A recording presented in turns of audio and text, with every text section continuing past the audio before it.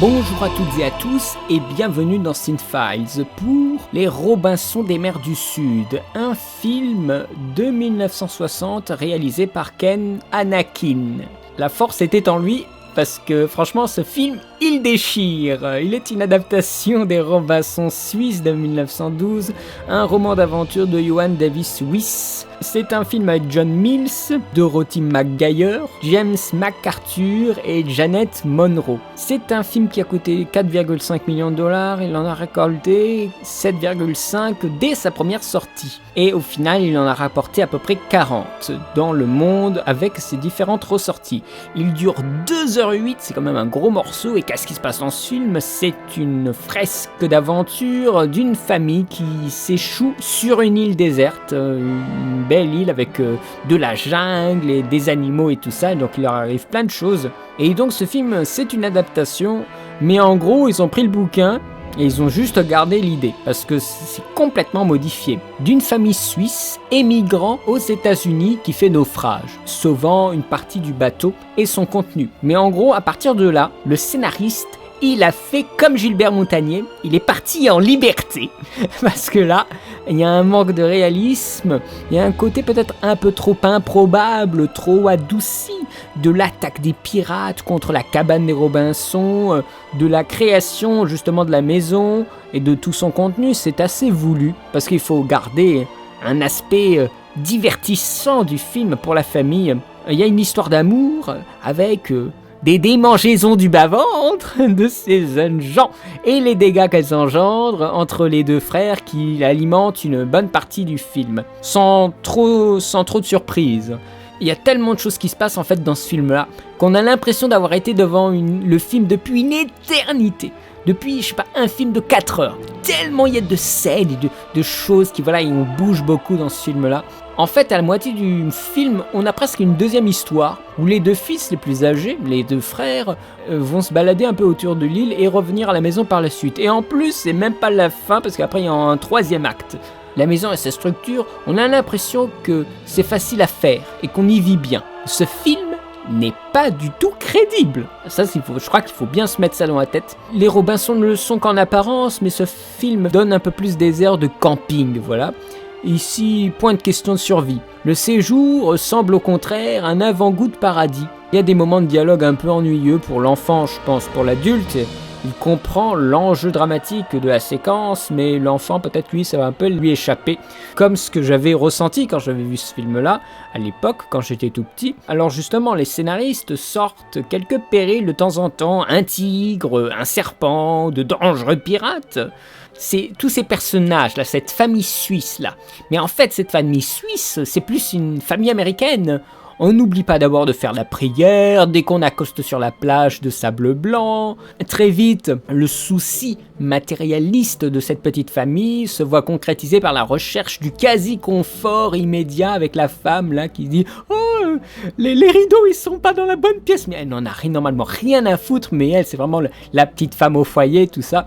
Donc hop, elle te fait des rideaux comme par magie. Oh mais hop, on va en trouver de nouveaux.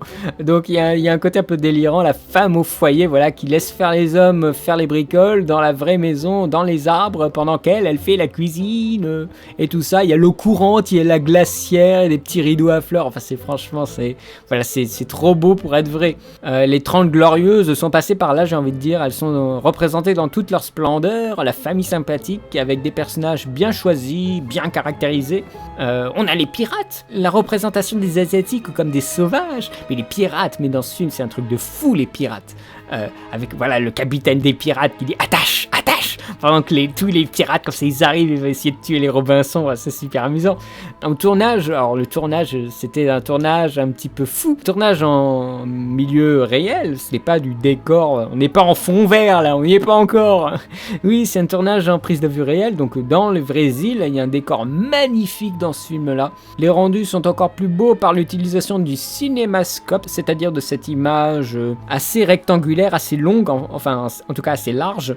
Je pense que la production mise essentiellement sur l'aspect exotique de cartes postales, avec une ambiance de cette île qui est pas loin d'être paradisiaque, avec l'aventure colorée que vit cette famille. Et pourtant, dès le début, la menace est placée avec le tigre.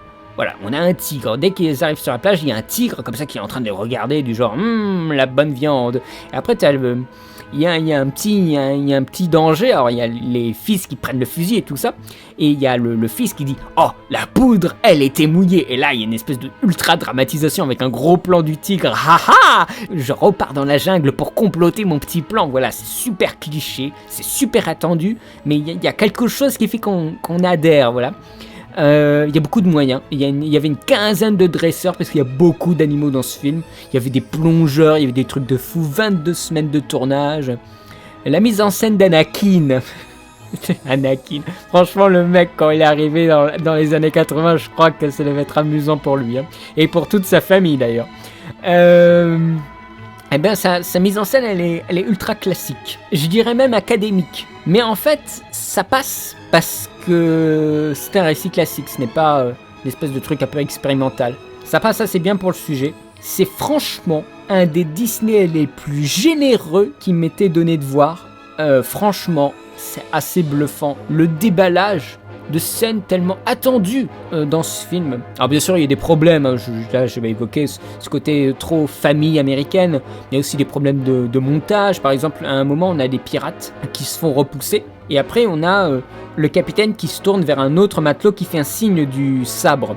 Et il y a d'autres pirates qui arrivent en barque. Alors que normalement, il n'y a pas un deuxième navire avec d'autres pirates. Mais c'est en fait le plan des pirates qui arrivent pour la première fois sur la plage, qu'ils ont doublé pour nous donner l'impression qu'il y a un nouvel arrivage de pirates. Voilà, il y a des espèces de trucs de montage comme ça.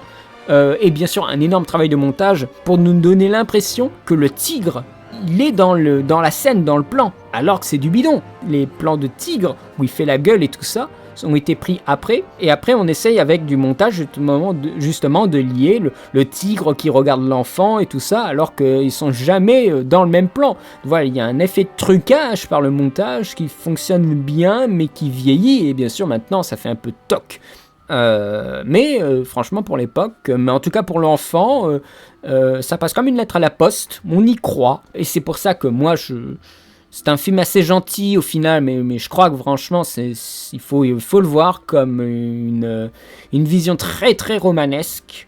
C'est un classique. Voilà. Pour moi, Les Robinson des Mers du Sud fait partie de ces films qui ont un charme nostalgique extrêmement fort. Et moi, je fais péter le champagne pour ce film-là, je lui mets un 18 sur 20. Je n'ai rien d'autre à dire, parce que j'aime ce film. Je l'ai vu des tonnes de fois. Et à chaque fois, j'étais embarqué, je me sentais transporté. Voilà, c'est une histoire qui me transporte. C'est une grande histoire d'aventure, une grande nostalgie m'a enlacé quand j'ai revu ce film. Car ce film, je crois, je l'ai vu au bon moment en fait. Je l'ai vu au bon moment car il était très calibré par le studio pour plaire aux enfants et à la famille. Et je l'ai juste regardé au moment où il fallait. Voilà. Et surtout que à l'époque, je ne l'avais pas vu en cinémascope. Et quand je l'ai revu, là, il n'y a pas très longtemps, en cinémascope, mais ça change complètement le rapport au film. Complètement. Les décors sont démultipliés, la largeur, vraiment on a l'impression de décors paradisiaques. Et c'est tout ce qui se passe dans ce film. Mais je vous dis pas trop ce que c'est parce que je vous laisse le plaisir de la surprise. Mais c'est super génial. Et la fin, avec les pirates qui attaquent les Robinson, ils doivent monter une colline, mais c'est complètement épique. À mon avis, ça a dû influencer Maman, j'ai raté l'avion parce que c'est incroyable. Et l'enfant, mais franchement, cette scène, elle est juste délicieuse pour l'enfant. C'est un super divertissement. Ça, c'est un film d'aventure. Franchement, ouais. N'hésitez surtout pas à prendre le DVD ou même si le Blu-ray existe, à prendre le Blu-ray. C'est vraiment un super film. Voilà. C'est mieux que 20 milieux sous les mers. C'est plus famille que 20 milieux sous les mers. C'est même mieux, je dirais. Même si c'est pas tout à fait comparable. Là, du coup, Les Robinson des Mers du Sud, ce n'est pas du tout un film dans lequel l'eau est rassurante. C'est plutôt le contraire. C'est sur la terre, on est en sécurité. Par rapport justement à l'eau qui est liée au naufrage, aux pirates, à des animaux dangereux dans l'eau, je vous dis pas lesquels. Voilà, donc c'est intéressant d'ailleurs comme on voit entre 1954, 20 milieux sous les mers qui est voilà très lié sur l'eau et la terre et le danger avec ses cannibales, et la famille des Robinson qui est beaucoup plus ancrée sur la terre, voilà, la conquête finalement de la terre que quelque chose de très américain. Je vous le conseille, c'est un très bon Disney en live action man. Voilà, j'ai terminé ma critique, j'espère qu'elle vous plaira, j'espère qu'elle vous donnera envie de voir ce film. Si vous l'avez vu, si vous n'avez pas aimé ou si vous avez aimé, n'hésitez pas à poster un commentaire, ça me ferait très plaisir de parler de ce film avec vous, de partager la nostalgie éventuellement. Si vous avez super aimé ou si vous avez trouvé que ça marche pas, la romance là, avec les deux garçons ça fait un peu con, enfin voilà, n'hésitez pas à poster des commentaires si vous avez des choses à dire, n'hésitez pas à me suivre parce que moi je veux continuer cette Disney jusqu'à ce que ça s'arrête. Je pensais à décembre mais en fait je pense que ça ira plus loin, donc n'hésitez pas à vous abonner, je posterai aussi d'autres choses que des critiques et des analyses Disney. Je vous remercie vraiment de regarder toutes ces vidéos. Je vous souhaite une bonne journée, une bonne semaine et je vous dis à bientôt pour de nouvelles critiques et pour de nouvelles analyses. Allez, salut!